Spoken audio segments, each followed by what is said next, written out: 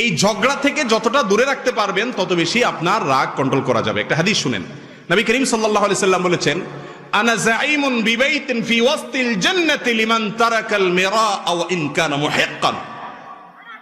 যে ব্যক্তি হকের উপরে আছে, সে জানে আমি সত্যের উপরে আছি, ওই লোকটা আমার প্রতি জুলুম করতেছে, তারপরেও কথা যেন না বাড়ে, কথা যেন না বাড়ে, পরিস্থিতি যাতে অবনতি না হয়, সেজন্য সে মুখে কুলুপ দিয়ে নিজেকে কন্ট্রোল করে বসায় রাখলো। ঠিক আছে ভাই, তোরটাই ঠিক আছে, মেনে নিল, ঝগড়া অ্যাভয়েড করলো, মামলায় গেল না, ভেজালে গেল না।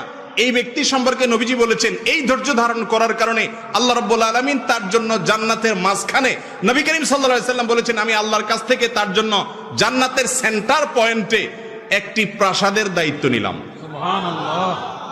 তাহলে জান্নাতের গ্যারান্টি তো হলো জান্নাতের একেবারে সেন্টার পয়েন্টে মাঝখানে একটা প্রাসাদ